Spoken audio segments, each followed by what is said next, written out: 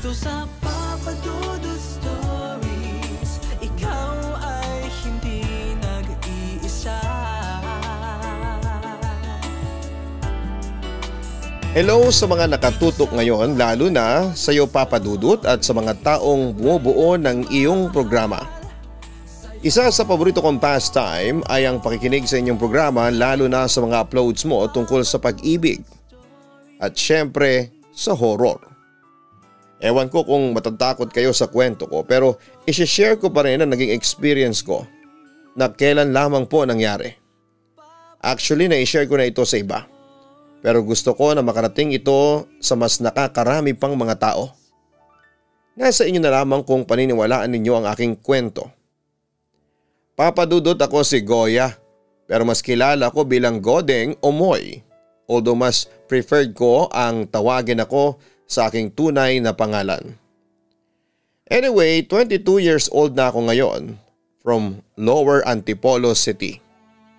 Ikikwento ko sa inyo ang isa sa mga hindi ko makakalimutang experience na hanggang ngayon ay hindi pa rin ako makapaniwala na nangyari sa totoong buhay. Sa unang tingin ay typical na tao lamang ako.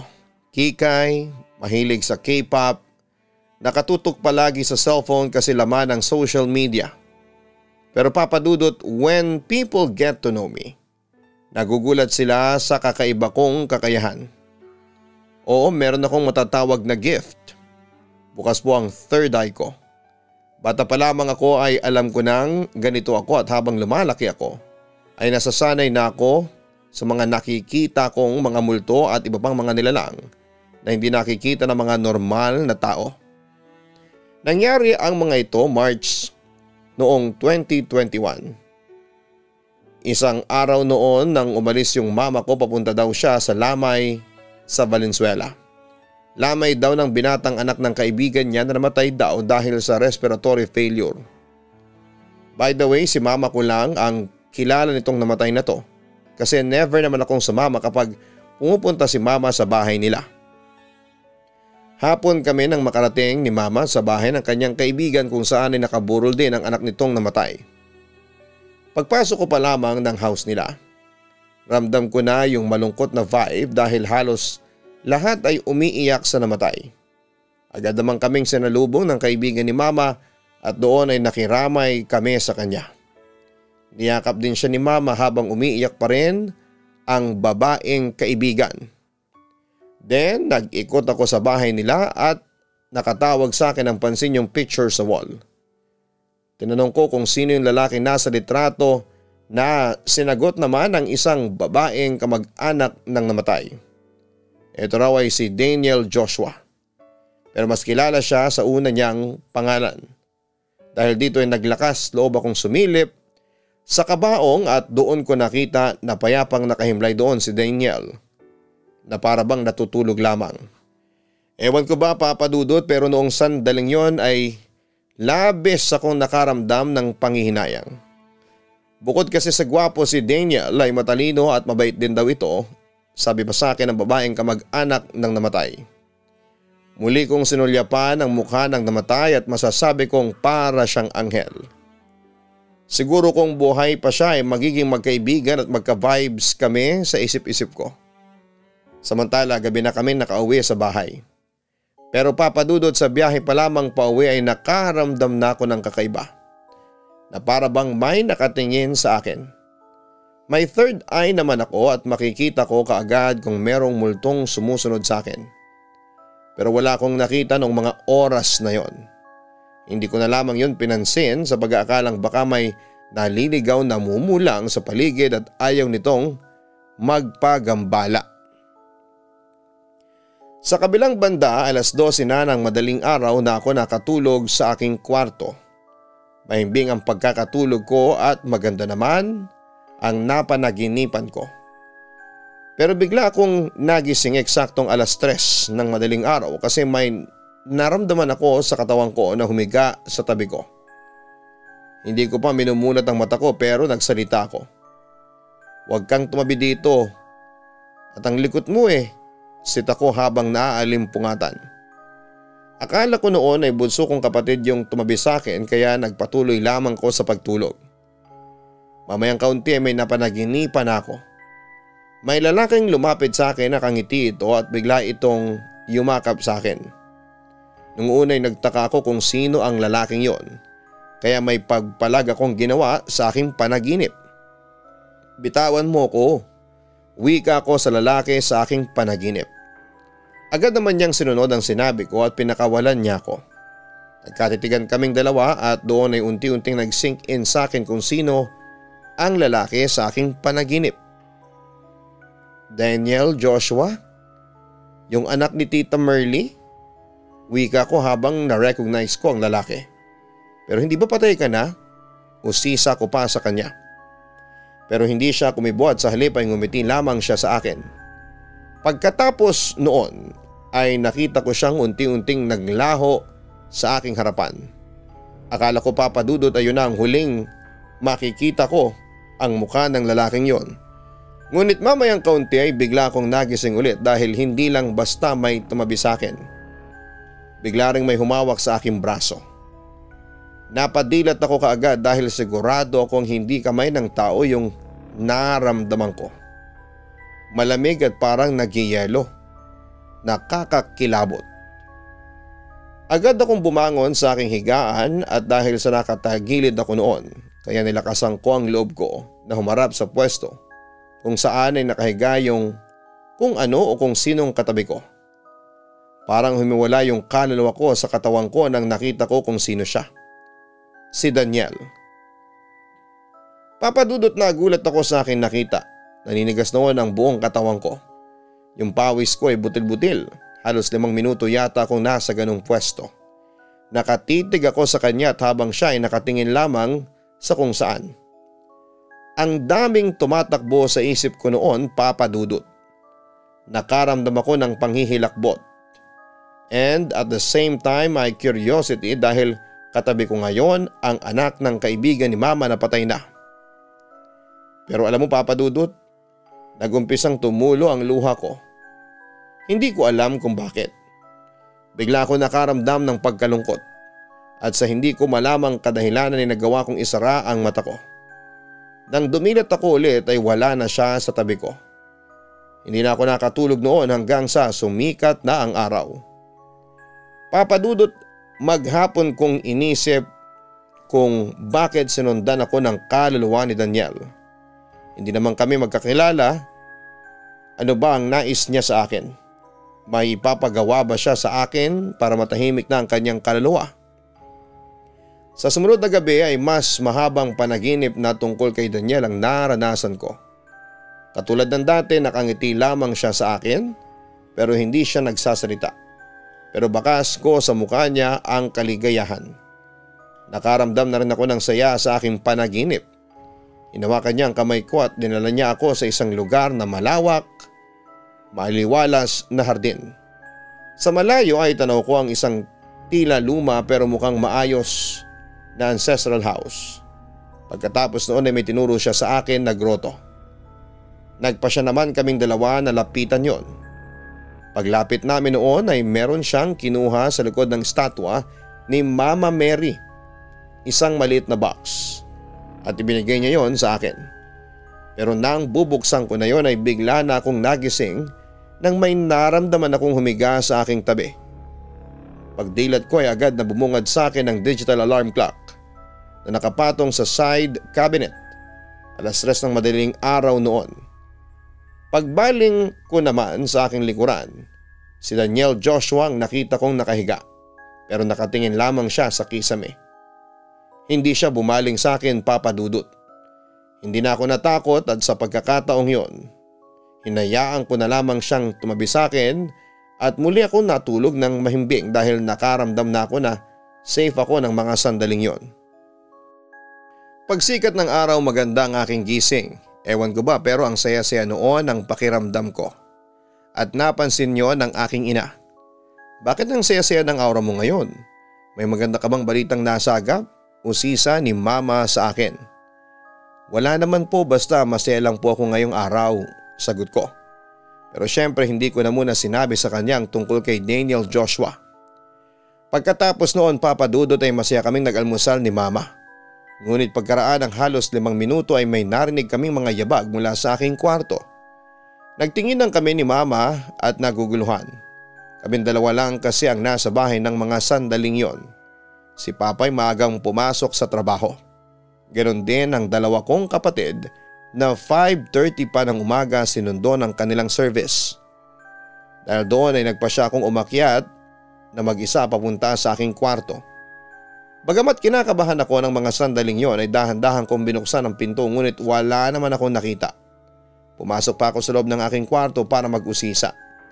Nang biglang may narinig akong boses na umalingaw-ngaw sa aking utak. Goya, baka pwedeng tulungan mo ko. Natigilan ako sa boses na narinig ko sa aking utak. At paglingon ko ay nagulat ako nang makita ko si Daniel na nakatayo sa pintuan. Malungkot ang kanyang mukha. Tulungan mo ko, wika ni Daniel sa akin. Hindi gumagalaw ang kanyang bibig ngunit nakikipag-communicate siya sa akin sa pamamagitan ng telepathy. Anong klaseng tulong ang gusto mong ibigay ko sa iyo? Ako naman ang nagtanong sa kanya. Panasahan, grotto box, kunin mo. Putol-putol yung pagkakasabi niya sa akin kaya naguluhan ako noon. Hindi ko na rin na-clarify kung anong ibig sabihin kasi bigla na lamang siyang naglaho nang saglit akong mapapikit. Panasahan, grotto, box. 3 salita ang gumulo sa isipan ko noong araw na yon.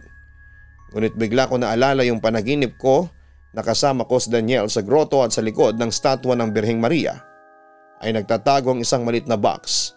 Nabubuksan ko sana pero hindi natuloy kasi gising na ako.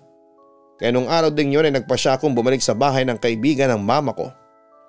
Pagdating doon ay masaya naman akong sinalubong ng nanay ni Daniel.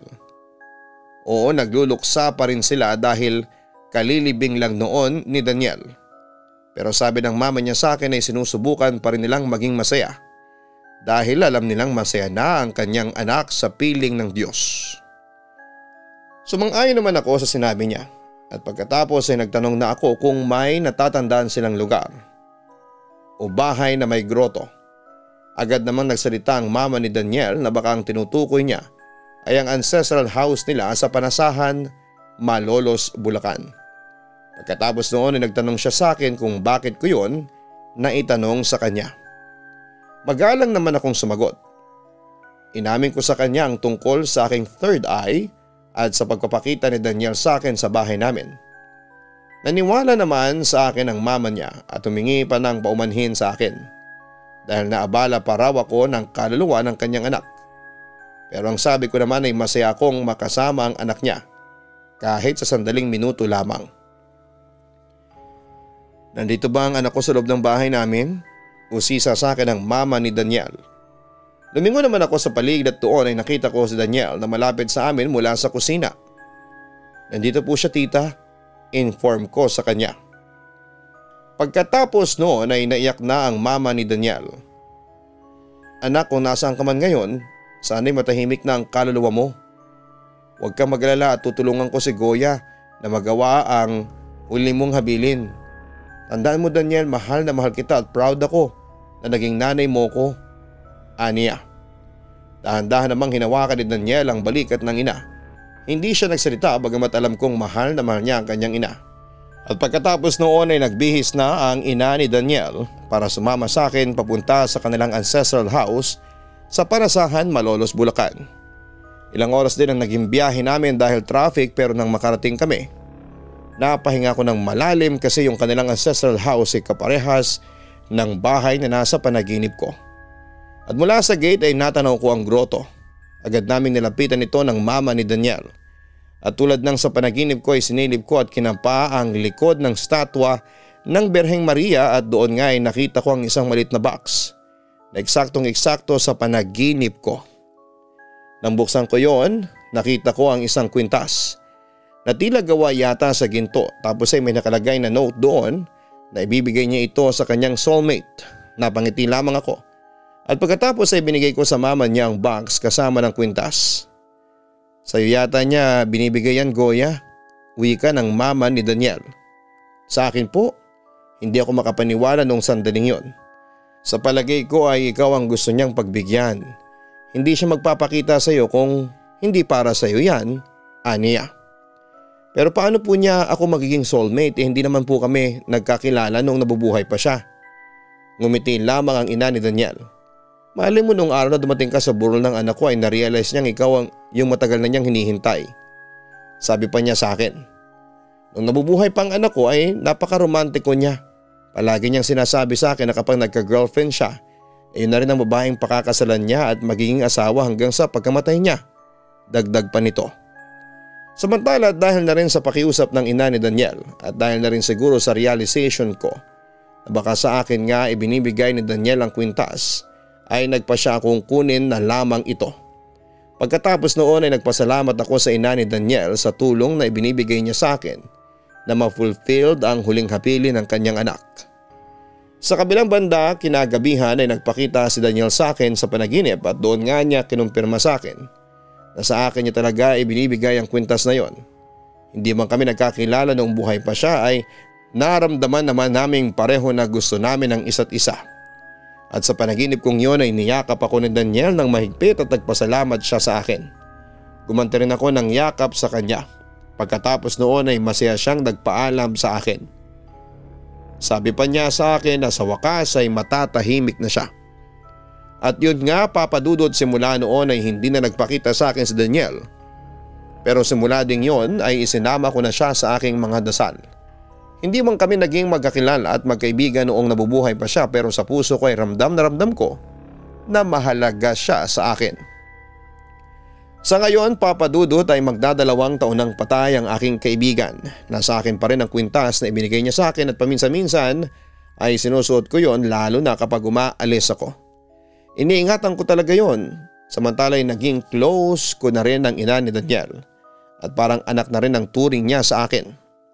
Kung nasaan ka man ngayon Daniel Joshua, sana'y masaya ka. Sana'y binabantayan mo kami dyan mula sa langit.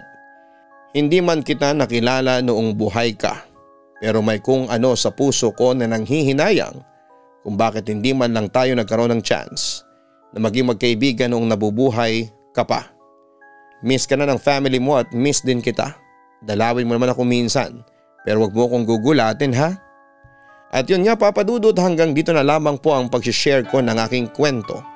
Sana'y mabasa mo ito at mapiling i-upload. Muli maraming salamat at mabuhay ang iyong programa. Lubos na gumagalang, Goya. Ang buhay ay mahiwaga, laging may lungkot at saya. Sa Papa Dudut Stories, laging may karamay ka.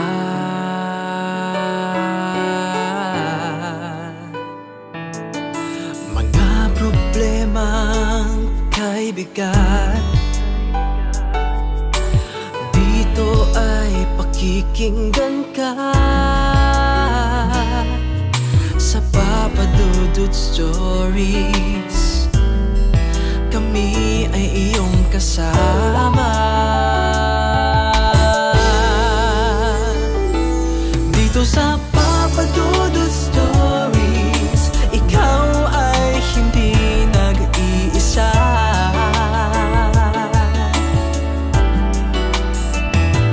Dito sa Papa Dudut Stories, may nagmamahal sa'yo.